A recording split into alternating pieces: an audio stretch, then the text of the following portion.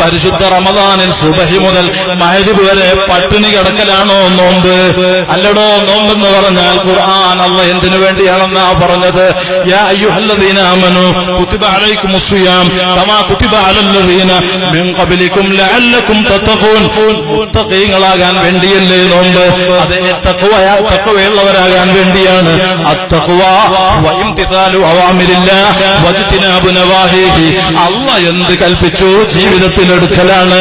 അല്ലാഹ് എന്ത് വേണ്ടാന്ന് പറഞ്ഞു, വേണ്ടാന്ന് പറഞ്ഞ കാര്യങ്ങൾ മുഴുവനും മാറ്റിവെക്കലാണ്. അങ്ങനെ മാറ്റിവെക്കാനുള്ള ആർജവം കിട്ടാൻ അല്ലാഹ് ഫർളാക്കിയതാണ് പരിശുദ്ധ റമദാൻ. ഹബീബ് ഖുർആന്റെ മുഫസ്സിറായ തങ്ങള് അവിടുത്തെ ജീവിതത്തിലൂടെ വിശദീകരിച്ച് അസ്ഹാബിനെ ലോകത്തിനെ പഠിപ്പിക്കാൻ കൈമാറിയത് അസ്സൗമു ജുന്നത്തുൻ. ഇമാം ബുഖാരി സ്വഹീഹിൽ റിപ്പോർട്ട് ചെയ്യാണ്. അതേ നോമ്പെന്നുള്ളത് പരിചയാണ്.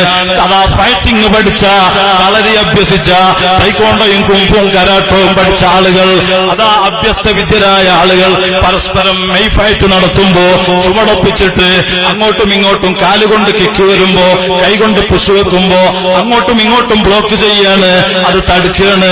ഇതുപോലെ നിന്നെ ആക്രമിക്കാൻ വരുന്ന അക്രമി, ആ അക്രമിയെ തടയാൻ വേണ്ടി നിന്റെ കയ്യിൽ അതാ നിനക്ക് പരിശീലിച്ച നിന്റെ കയ്യിൽ പലിജയുണ്ടെങ്കിൽ ആ പലിജ കൊണ്ട് അക്രമിയിൽ നിന്ന് നിനക്ക് എത്രത്തോളം നിന്റെ ജീവൻ രക്ഷിക്കാൻ കഴിയും, എത്രത്തോളം നിനക്ക് രക്ഷപ്പെടാൻ പറ്റും, അതിനേക്കാളും വലിയ രക്ഷയുടെ കവാടമാണ് സൗമ മുസ്ലിമീങ്ങളെ. അതാണ് നോമ്പ്. അതുകൊണ്ടാണ് അല്ലാഹ് പറഞ്ഞത് അസ്സൗമുലി വഅന അജ്സി ബിഹി. നോമ്പ് എനിക്കുള്ളതാണ്, ആ നോമ്പിന് ഞാൻ തന്നെ പ്രതിഫലം ചെയ്യും. അപ്പൊ മറ്റുള്ളതൊന്നും അല്ലാഹ്ക്കുള്ളതല്ലേ? അപ്പൊ നമ്മുടെ നിസ്കാരത്തിൽ ദുആയിൽ പറയില്ലേ, ഇന്ന സ്വലാത്തി വനുസുകി വമഹ്യായ വമമാതി ലില്ലാഹി റബ്ബിൽ ആലമീൻ.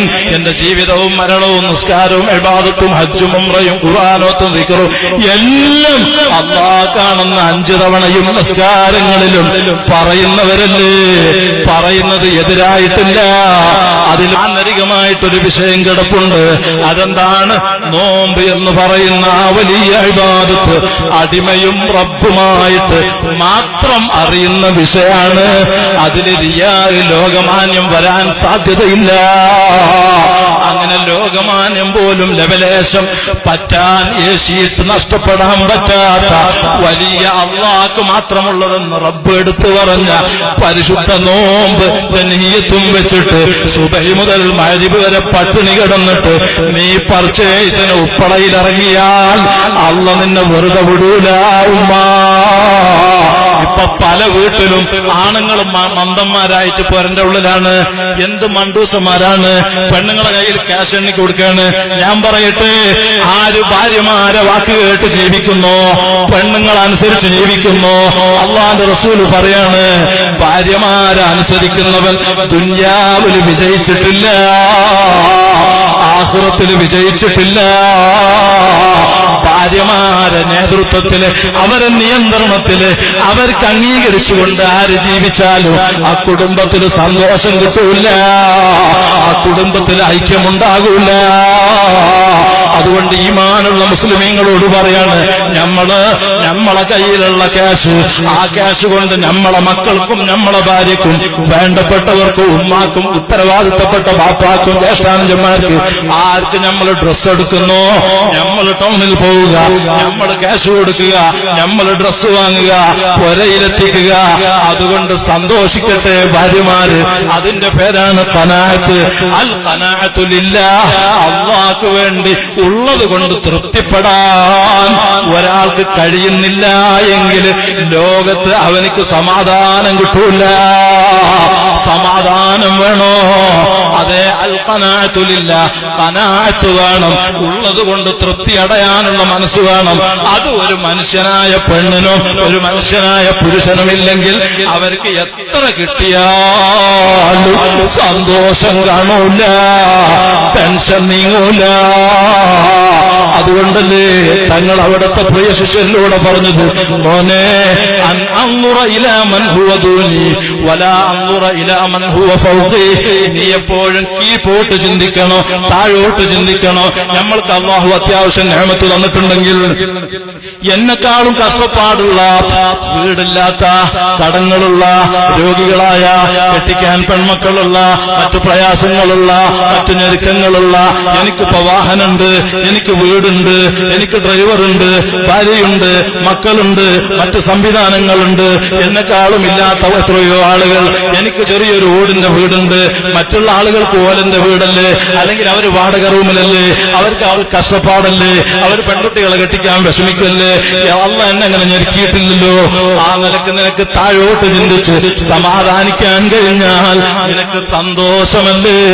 അല്ലാതെ നിനക്ക് ഇത്രയൊക്കെ കിട്ടി എന്നിട്ട് നീ ചിന്തിക്കുന്നത് നിന്റെ തൊട്ടടുത്ത് അല്ലെങ്കിൽ നിന്റെ നാട്ടില്, പരിസര നാട്ടില് വലിയ കോടീശ്വരനായ ആളുണ്ട്, അയാൾക്ക് അതാ ഇഷ്ടംപോലെ ഷോപ്പുകളുണ്ട്, ഇഷ്ടംപോലെ ക്യാഷ് ഉണ്ട്, മറ്റു നിയമത്തുകളുണ്ട്, എനിക്ക് അതുപോലെ ആകണല്ലോ എന്ന് നീ ചിന്തിച്ചാൽ കിടന്നാൽ ഉറക്കു വരുമോ?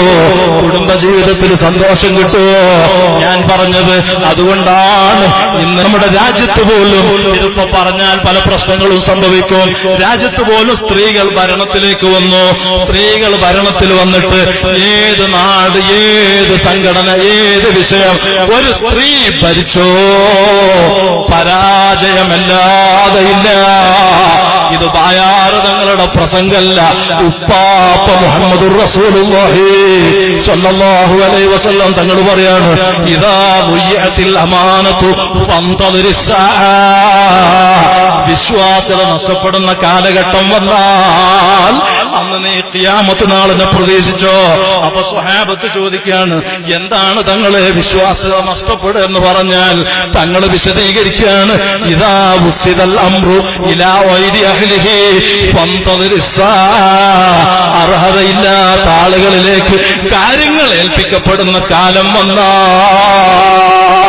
അപ്പൊ പെണ്ണിന് അർഹത നാട് ഭരിക്കാനില്ല, പെണ്ണിന് അർഹത വീട് ഭരിക്കാനില്ല.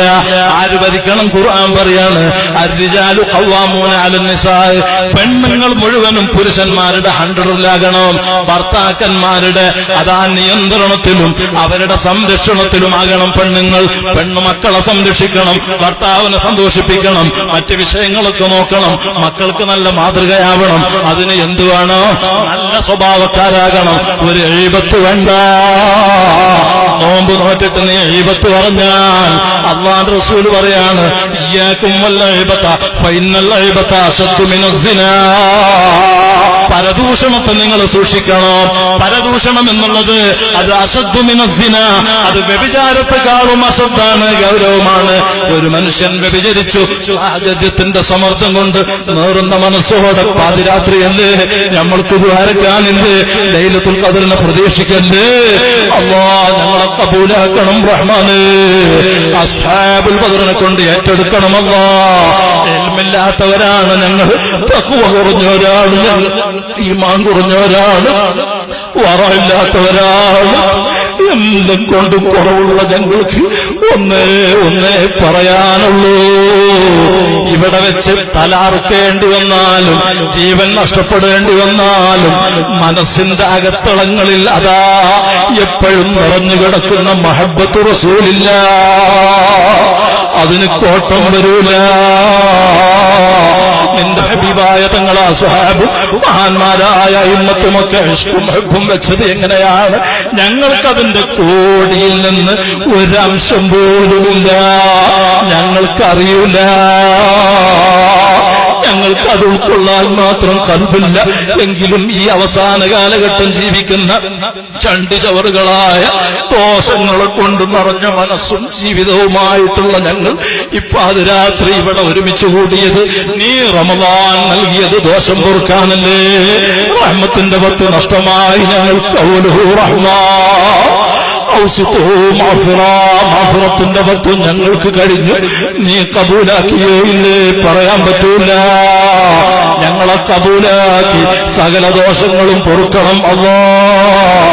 വാഖിറുഹു അത്കും മിനന്നാർ.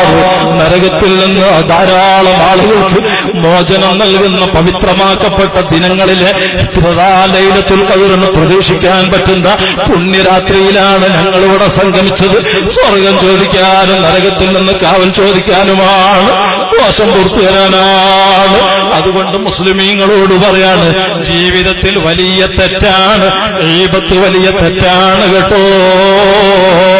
കുടുംബം മുഴുവനും നമ്മളുടെ നിയന്ത്രണത്തിലാകണം, പെണ്ണുങ്ങളൊക്കെ നമ്മളുടെ നിയന്ത്രണത്തിലാകണം. ഞാൻ പറഞ്ഞത് സ്നേഹത്തോടെ സന്തോഷത്തോടെ ഭാര്യമാർ പരിശുദ്ധ